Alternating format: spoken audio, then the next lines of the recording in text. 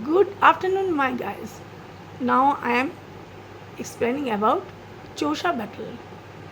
Chosha battle occurred 26 June in the year 1539. It took place at the village Chosha in the district of Buxar, nowadays Bihar. The fought between the Mughal Emperor Humayun and Afghan ruler Sher Shah Suri. At first, Sher Shah offered Humayun for friendship.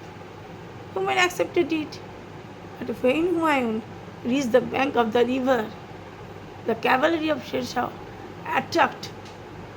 Sher Shah then attacked Humayun, and Humayun fled from the battleground by swimming and reached Agra. Sher Shah Suri was victorious. He got the throne and crowned himself Farid Aluddin Sher Shah.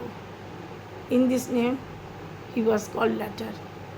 Thank you very much, my lovely guys, for subscribe, comment and like. Thank you again, and Falguni.